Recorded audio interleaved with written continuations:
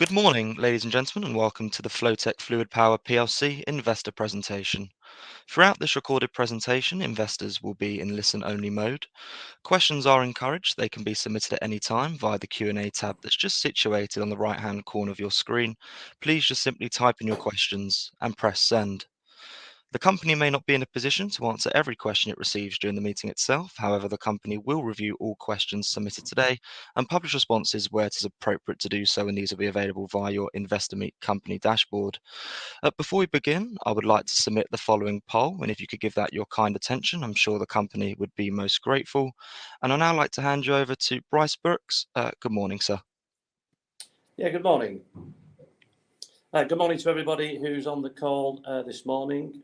We're going to canter through hopefully many of the topics that are familiar to those people who followed our story over the last 2 or 3 years, and equally will include some insight into the impairment element that we've got 1 or 2 sort of pre-submitted questions around. Russell will endeavour to try and cover that off.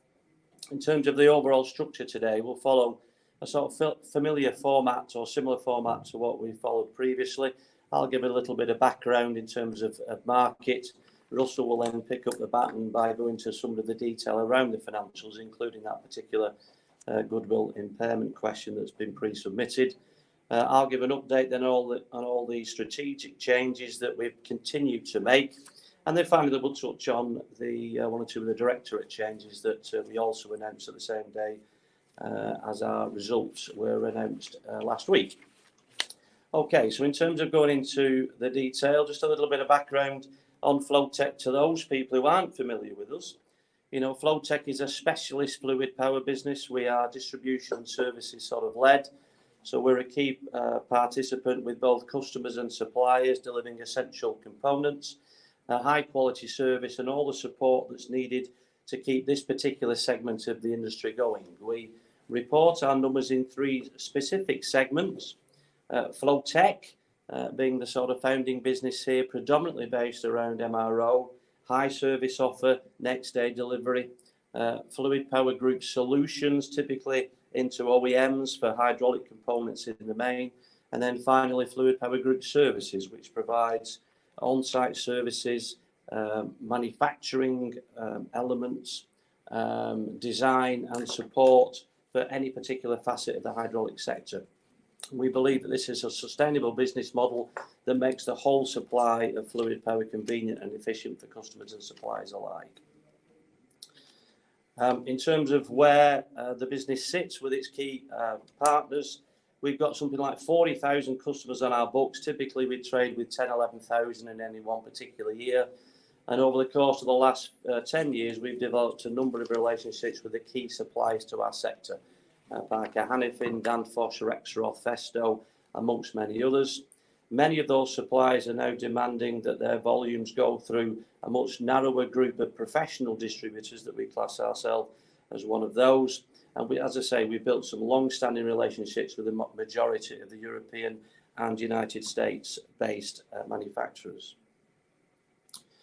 A little bit of background as we enter 2022. Yes, there were some elements inside our control, but outside of our control, there was significant product and cost inflation that we had to deal with. We had lengthy and very inconsistent supply chains as our global supply chain recovered from the COVID period, and that had an impact on the inventory levels that we were required to keep. And keeping those inventory levels, both receiving them, keeping them warm and dry, gave us certain challenges. And our marketplace itself had quite differing reactions in 2022. We expected in elements of our MRO base side of the business, mostly in FLOWTECH, predominantly in pneumatics, that to actually grow again after a strong rebound in 2021. That didn't happen for various sort of reasons. And the figures out of our industry body show about -5%. These are after selling price increases, so the volume is extenuated from these particular numbers. Whereas on the flip side, in hydraulics market, that were more heavily impacted by COVID, mostly in our solution side of the business, although some of it's in our MRO side, that had fairly strong growth characteristics. Again, heavily based around price, but also there was some volume coming through, particularly in mobile markets. And we'll talk a little bit about that as we go through. So that was the backdrop to how we performed in 2022, and I'll hand over Russell now to go through some of the high-level financial outturns that we saw. Okay, thank you, Bryce. Yeah, this will be high level, but if there are any questions, obviously pop them on the chat piece, and we'll do our best to answer. But beginning with revenue, on a like-for-like basis, there were two less trading days in 2022, so it's 6% up on a like-for-like basis. Actually, our revenue. And if we just look at the different accounting segments, FLOWTECH was 2.5% down, Solutions 11.5% up, and Services 22% up. So if we just for a second reflect on a comment that Bryce has very recently made, the fact that the pneumatics market, from what we can tell from the industry stats, was down 5%, and our FLOWTECH business is dominated by pneumatics products. Our 2.5% reduction could broadly be described as in line with that market, I would say. And clearly the hydraulics market, if you recall, Bryce alluded to 5% up or thereabouts on hydraulics. So the fact that we were 11% up in Solutions and 22% up on Services, I think in summary you could say that FLOWTECH performed in line with the market, and Solutions and Services in excess of the market, in summary. Our gross profit percentage, I've been doing these presentations about 5 years now. I always say the same thing because it's true. That GP percentage remains pretty consistent and strong. It's part of the DNA of our business to maintain that and not sacrifice it in pursuit of revenue, particularly. And 35.7, I think, is joint first. I just had a quick look back. I think 2019 delivered the same GP percentage. The lowest it's been since I've been around, I think, is 33.8%. So consistent and strong is the message there. And of course, 2022 should have been a good year in terms of the GP percentage, because we're not shy at passing on price increases to our customer base. And obviously, that's one good thing about inflation. We signposted 2021, first of all, as a year in which we expected to part recover from the pandemic conditions, and 2022, where we expected, broadly speaking, a full recovery. And we think the fact that our underlying EBIT is up 2.9 and EBITDA 3.2 pretty much delivers that expectation, actually. So, you know, EBITDA at 11.6 is almost exactly 10% of that revenue. So we are getting back to where we were before, and clearly we want to build on that and get stronger still. Coming back to inflation, we are pleased that we're announcing a 0.4 million decrease in underlying operating overheads in an environment where I think everybody would agree the inflationary pressures have been pretty significant, in particular, you know, since the Russia-Ukraine piece. That had a material impact. And, you know, a headline within that, of course, is the headcount that we've reduced. It's roughly 10% down over a 15-month period from September 21 to December 22. And for those of you who've looked at the separately disclosed items, and more of that later, of course, the big component of the restructuring costs is the people we've taken out and the property that we've exited in Leicester, actually, which is a big win in terms of managing our costs. Services, for those of you who sort of track the history, that delivered a 1.2 million loss in 2020. So we're particularly pleased to report on a performance that's 3 million better than that. And Bryce will come on to the segment results shortly, but you know, a 3 million turnaround there from the doom of 2020 to 2022. And Services is a pretty capital light part of our business, so the return on capital is better still. I'll talk a little bit more about debt in a second or two. Definitely a story of two halves, which I'll come on to. But just before I do so, the dividend, 2.1p is what we're intending to pay in July, and that represents circa 1.2 million in cash terms. That's the numbers in headline summary. I've already talked through the key components of that. Probably just briefly mention central costs. You know, a very modest increase between 21 and 22. We do believe that the investment that we've made in the last few years sees us as a entirely mature business that's nicely positioned to manage and administer sort of hopefully the future growth as and when it comes through. So we're materially invested, whereas maybe 3 or 4 years ago there was quite a lot to do under that heading. I maybe would add that in terms of the notes that we disclosed for the first time, we've given an analysis of those central costs, and I think that reiterates the point that Russell's made. One of the key things that we looked at 3 years ago, 4 years ago, was our ability to change the business, hopefully for sort of strong growth, and therefore we've for the first time now articulated some of the key fundamentals that are within that central costs element.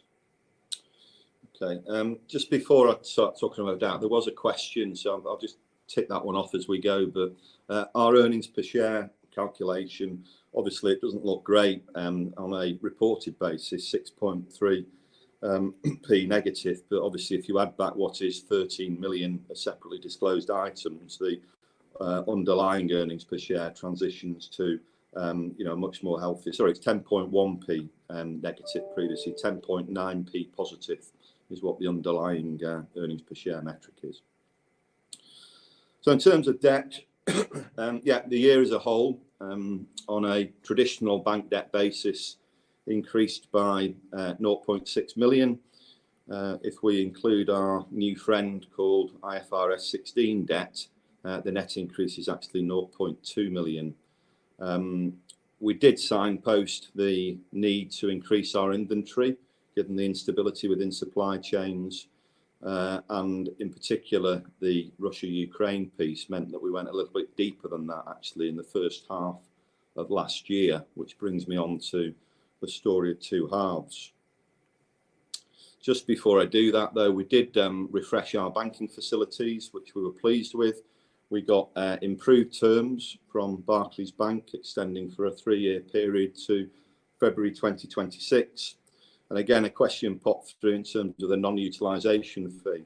Well, I'll be delighted if we pay as much as we possibly can on the non-utilisation fee. It obviously means our debt is coming down in line with our plans and expectations. And just to address the specific question, it is entirely normal for a mainstream bank to levy a non-utilisation fee. Most banks levy a fee at 40% of the agreed margin. We've negotiated something modestly better than that with Barclays Bank. So we're actually very pleased with the refreshment of the banking facilities.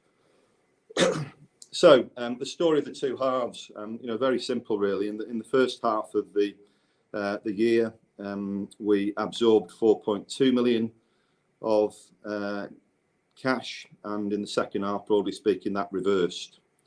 Pretty straightforward in terms of the fundamental reason for that. I've already alluded to it. We put stock on the shelves in the first half of the year to add to the position we already had because of the conflict in Ukraine, and the second half of the year saw us gradually removing that stock from the balance sheet, a 3.2 million reduction in the second half, and unsurprisingly, our efforts in that regard have continued and will continue in 2023. So, goodwill impairment. I guess in summary, the calculation that is necessarily performed is an algorithm that's based upon factors, some of which are outside of our control. And the reason that we've impaired what ultimately was 10.1 million is predominantly to do with the movement in discount rates. With as interest rates have increased significantly, that's just what it does to the calculation, I'm afraid. The key assumptions, we look forward 5 years in terms of what we expect each of our cash generating units to produce, and they are all profitable, they are all generating cash through avoidance of doubt. But for every 1% movement in the discount rate as regards FT UK, our biggest cash generating unit, the impact is roughly £8 million in this calculation. So in the little table on the right hand side, hopefully it provides some clarity, but that figure of 23 million, the fact that that discount rate moved by 270 basis points is what that did, the damage that did to the algorithm, to the calculation. The calculation is also obviously based upon other assumptions, notably sort of revenue growth assumptions. But I get the key message there is as regards that 10.1 million, had it not been for the adverse movement in discount rates, we would have been looking at a figure of 2 million impairment, not 10.1 million. So we're left with 53 million of goodwill on our balance sheet, and 42 million of that actually attaches to the one cash generating unit, FT UK. It's obviously a separately disclosed item. It's obviously non-cash. So hopefully that addresses the question that was posed in terms of what is a discount rate. And I think that little table illustrates that it's primarily that, and which is outside of our control, that has led to it necessarily having to take this 10.1 million debit below the line into the 2022 numbers. I think from my own perspective as well as being the CFO during the time of the majority of our acquisition activity, FT UK was the original sort of transaction, and there's even a case that certainly 10 million plus of that goodwill figure actually relates back to before our float in 2014. But of the balancing transactions, we've got something like 30 million of headroom on the same calculations for the recent acquisitions. So this is a calculation based under IFRS 9, I believe, that does have, very acute sensitivity to movements in these particular discount rates. And we think we've taken a sort of sensible approach to being reasonably prudent about the discount applied to the FT UK figure, in the knowledge that, yes, it can have quite a large impact on our reported earnings per share and profitability. But as Russ said, it's a non-cash transaction from that perspective. If there's any other questions, obviously, as we go through this piece around the impairment, then please sort of feed them through. But yeah, just to repeat in a way, each of our cash generating units is profitable and cash generative. In the case of FT UK, that is the largest component of the FLOWTECH segment that still delivers a return on revenue within excess of 12%. And that's an area of the business which we expect to develop and do better as the years progress. Okay, so in terms of a little bit more insight into the segments themselves, we've given quite a bit of detail, in our prelims, the reports in our prelims that were released sort of last week, but I'll endeavour to take each of these segments and just expand a little bit further. Yes, the FLOWTECH division, in terms of its overall performance, it went through a year whereby it amalgamated 5 of its business. It introduced a completely new sort of website during the course of the year, and at the same time had this difficult to sort of understand reduction in elements of its sort of its main trading book, particularly around sort of pneumatics. Equally, the FLOWTECH division bears all the costs of the centralisation aspects of certain elements of our operations. Now, some of that is recharged in our segment reporting, but there are different ways of looking at that, rather on a cost per bit basis or a percentage share of revenue basis. And to some degree, that you could make a different case that that's been fairly harshly dealt with in that comparison.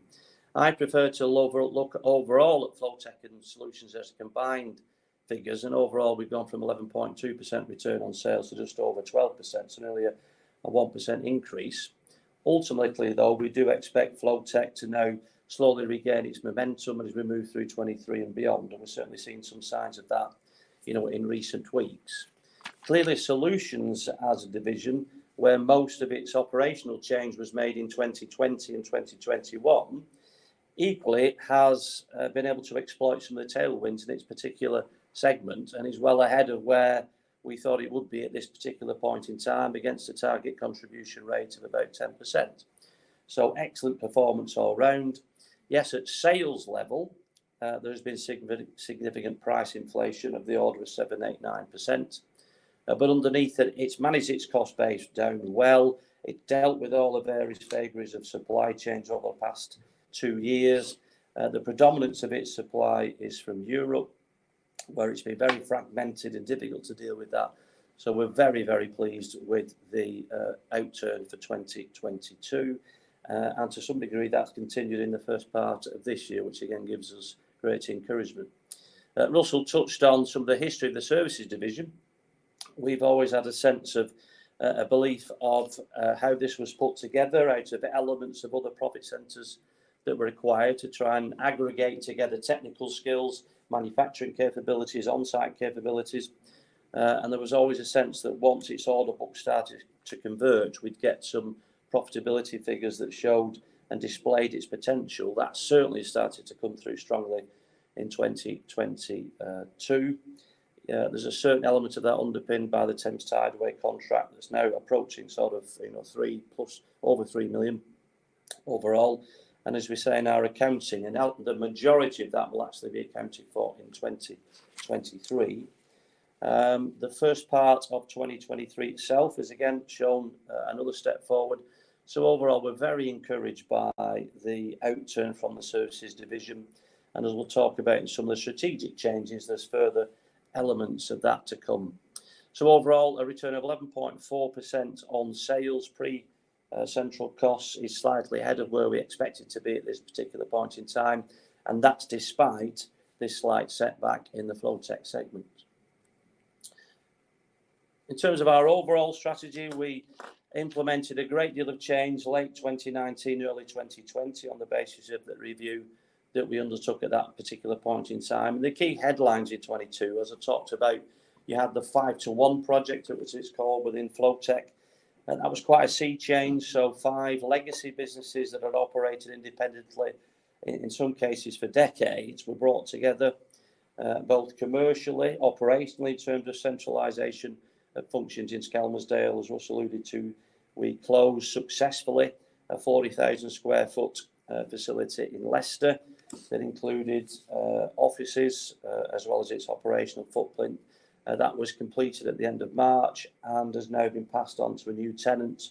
So we're completely out of all lease liabilities there, which was a big plus.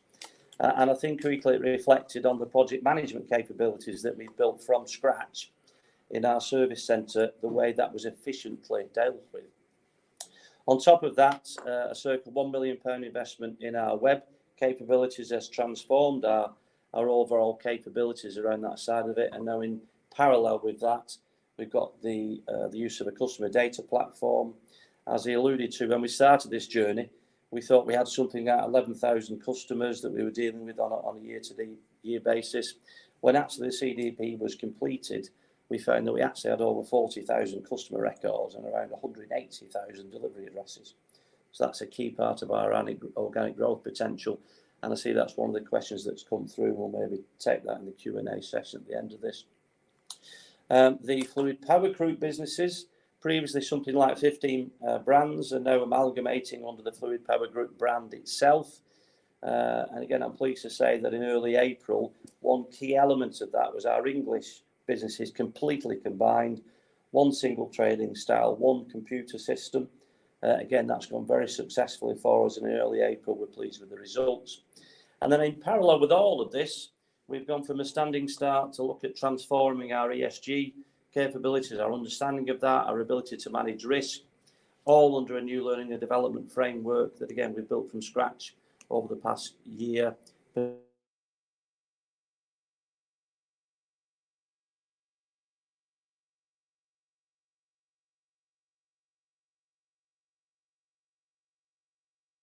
Our headcount by circa 10% over the past 15 months, and elements have continued that early on in this year.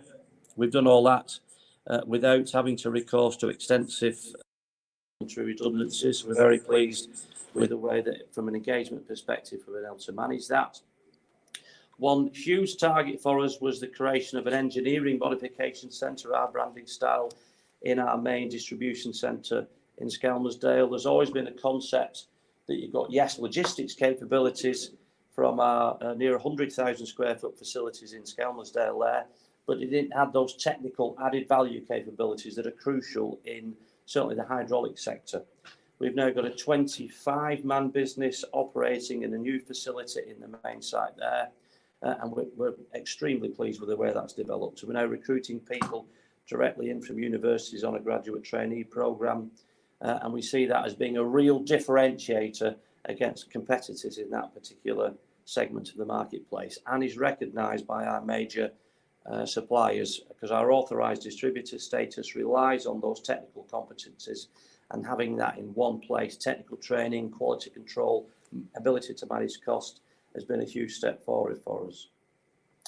I talked about our digital innovation. This was a huge project that took over 2 years. Yes, it was slightly delayed in terms of its implementation into this year. Lots of lessons learned from that. And in that regard, we've actually replaced our external partner, which was Adept in the UK, with their head office capabilities in Amsterdam. That gives us a sort of European angle to that. All functionality continues to be developed. It was again a reason why we did this, because of our old infrastructure wasn't capable of being developed. And we now believe we're at the point where we can start to monetize some of this digital capabilities that have been created. I've touched on our learning and development program. Beneath that, we're now taking our next tier of leaders, previously sat operating independently in a decentralized model.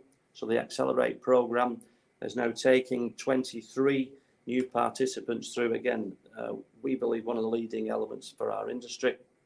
And we've obviously also developed at board level some of the capabilities, and I'll touch on that later in this presentation.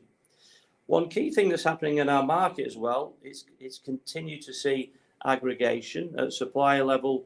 The acquisition of the Eaton Hydraulics element by Danfoss to create a £7 billion operation is a reflection of what's happening in the segment. So our aggregation and centralisation of certain functions is replicating that. And to some degree, we've also seen Diploma now enter the fluid power market with their acquisition, of RG Fluid Power early on in 2022. Therefore, overall, 2022 itself saw some huge changes in our operation. We talked a little bit about FLOWTECH. The fluid power segment has shown its potential and is continuing to develop in early 2023. And FLOWTECH, without question, has gone through enormous change, and we expect it to regain its momentum. Supply chains themselves are starting to settle. They're still quite long and still a little bit patchy, particularly out of some of our European partners, but demand remains good right across all the key geographies that we're operating in, and we believe that should see us well into 2023, and therefore we should see further upticks in profitability, and now coupled with the strong cash generation that will come from the unwinding of certain elements of this inventory build. And again, I'm very encouraged by the cash generation in the first quarter so far of 2023, when typically we don't generate a great deal of cash because of certain elements of seasonality. We know that from a macroeconomic perspective, those are outside our control, and that may suppress certain elements of our short-term profitability. But overall, we think the broad outlook is positive and very consistent with the change program that we've gone through over the past 3 years, and that will, without doubt, reflect itself in shareholder value over the medium sort of long term. Our target throughout this has been to create a much more simplified operation, where our offline capabilities are focused around predominantly the Fluid Power Group and the FLOWTECH brands. A single product file, the PIM, that's at the centre of all this, again, has seen huge developments during the course of this year, particularly around the development of our website, flowtech.co.uk, all the SEO capabilities that are coming from that. And I find it particularly rewarding where we sit as effectively a website that is intentionally without any high profile in the early part of last year, as some of the SEO activities we've started to implement during the later part of last year and the early part of this have really started to bear some fruit. So from online capabilities, we've laid down that particular platform. So 2023 and the early part of 2023 has seen much of the last 3, 4, 5 years worth of work coming to fruition. And that's why in that regard, after 13 years of leadership of the FLOWTECH organisation, going from initially coming alongside the business in 2010, when we were something like 7 times leveraged, net liabilities of 17 million, turnover about 25 million. 13 years later, now re-established at circa 120 million, profitability back to the levels that we were expecting, and now cash generative.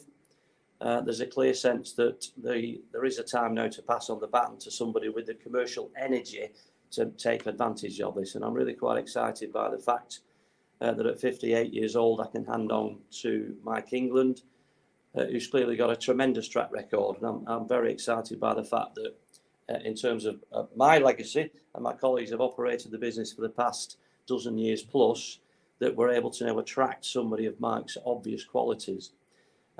Big targets from my perspective in what Mike can bring to it, and not just exploiting the digital side of it, but the depth of his product knowledge, particularly around things like private label, I think will be of huge value. Now, the nature of these things, we've had to coincide Mike's introduction, the announcement of this, with the announcement of our prelim results. So Mike is currently going through a pretty much a whirlwind introduction to FLOWTECH. So he'll be speaking to investors hopefully during the later part of Q2, and obviously we'll pick up the baton from me in terms of our half-year reporting in late August or early of September or of that ilk. But certainly from a personal perspective, I'm very excited as a shareholder with what Mike should be able to create for us in terms of the platform that we've now built. Our investment case remains exactly the same. Whilst there's elements of this marketplace that have started to aggregate, it is still growing, certainly on the basis of the hydraulic side of the business, the strong sense that that has got strong long-term elements around it. And if we look at pneumatics itself, our industry body uses Oxford Economics to report overall, again believes that we'll see a return to strong growth in pneumatics as well. We've now established the operating footprint, significantly streamlined from where we started 3 years ago. And as we say, strong cash generation is now being seen to come through. Organic growth, without question, is where the business has to focus on and leverage off the digital capabilities it has. And we believe that the leadership group we've put together, now under Mike's leadership, with a more recently put together management board, we think it's got some fantastic attributes attached to it. Okay, a canter through, as always, through everything that's gone on in FLOWTECH. Thanks for joining us today and listening to this particular update. And we'll be delighted to take some questions. And I see they've been sort of coming through over the past some sort of 20 minutes. Russell's probably been absorbing some of those. If you want to, is there any in particular you want to pick up, Russ? Yeah, I mean, there's one just popped in actually about dividend policy. Is there a potential return to 2 payments per year? Well, yes, there's potential we'll do that, but equally, I would say it's probably not right up there at the top of our priorities. The majority in value, certainly, of our shareholder base is more interested in growth than dividend payments. But, you know, the simple answer is yes, it will be considered. We used to pay out in October as well as July. And if we are, as we hope, as we expect, generate significant cash, yeah, it will definitely be up for debate. And that maybe is applicable to Chris's question. You know, are there any plans to supplement organic growth with M&A? We did a lot of M&A through the period 2014 to 2018. And in many respects, every time we did a piece of M&A, it was to add to the offer that we had, whether it be additional brands into our FLOWTECH segment, whether it be additional brands and technical capabilities into solutions and the services that are reflected in our services sort of division. So in the UK and Irish markets where we're strong, we actually have most of the strings to our particular bow. You could say that in peripheral markets, maybe around process valves and instrumentation, industrial, there are elements that could certainly add to our capabilities. But organic growth is the one thing that we've maybe been short of. And that's where there's a lot of focus around our digital capabilities, not just the web, the transactional side of it, but the information flow behind that. And again, I think that Mike England's background with the growth of RS, you know, from, 5 years ago, 6 years ago, up until now, he's got some particular strengths in that area. And I would expect that to sort of pull through. But at the same time, we will now start to be cash generative, and the balance of getting headroom within our debt facilities. If I look back through 2018-19, we were 23 million plus net debt, plus outstanding deferred consideration with a 25 million facility. We reported 16 million net debt at the end of last year. I can always tell you that is coming down even further. So we're starting to see headroom within that capability. And obviously, the board can consider further M&A in 2023 and 2024 and beyond if it needs to. So I would like to think that both of those will sort of come together. Lawrence, in terms of your question on the website, in terms of raw sales, we're being sort of fairly careful as we sort of come through this. But just one key metric to me is SEO. As I say, FLOWTECH was a master distributor in its core original form. And therefore, it wasn't an all routes to market business. Its web presence was intentionally non-existent. And from switching on SEO capabilities, where in terms of its metrics under Google Analytics score was effectively nil, within 4 months that had climbed to a score of sort of 3. Now, to put it in comparison, RG Fluid Power recently paid nearly £3 million for a 10-man business down in the southwest, Valves Online, that after 10 years of development had gone from 0 to 3. Well, we did that in 4 months. Now, clearly then converting that to profitable sales is what this is all about. And that's going to be a key thing to position ourselves. But I see that RS has gone from 0 to 14 under the same sort of metric, over a number of years. So I'm very encouraged by the fact that the infrastructure and the changes that were made allow us to make that progress. Clearly the skill now is converting that into marginal sort of revenue. Do we have any further investments to make in digital capabilities? Well, it'll be a sort of forever thing now. You're constantly seeking to improve this. And again, that was a reason for starting afresh with our website. Our old capabilities was a brilliant order portal, but you had no capabilities to upgrade it, and it was costly every time you attached it into our old ERP system. So we've gone through the first full build, which was live probably from October. May was a minimum viable product, full capabilities by October. We're now going through a second phase that we estimate will cost some about $250,000 in total to go through all the extra elements to add to this. So in the overall sense of comparing to the opportunity, the investments that we're continuing to make, I would class as being relatively modest. Most cash flow forecasts that are put together or forecasts from us broadly have our capex equal to our depreciation, circa 1.5 million. If you look to the next 4 or 5 years, we'd be disappointed if we don't have a net benefit out of that piece, but certainly in terms of 2023, it's probably broadly in balance. But again, the basis has been set and put in place. So there's nothing I would say in there that is significant overall in terms of digital capabilities or cost moving forward. Okay, looks therefore, I think we've hopefully answered all those particular questions. So it's only for me to say back over to our host, I think, to try Bryce. and take it to the next stage. Absolutely, Bryce, Russell, thank you very much indeed for your presentation this morning and for being so generous of your time there and addressing all of those questions that came in from investors this morning. And of course, if there are any further questions that do come through, we'll make these available to you immediately after the presentation has ended, just for you to review, to then add any additional responses where it's appropriate to do so. And we'll publish all those responses out on the Investor Meet Company platform. But Bryce, just before really looking to redirect those on the call to provide you with their feedback, which I know is particularly important to yourself and the company, if I could please just ask you for a few closing comments to wrap up with, that would be great.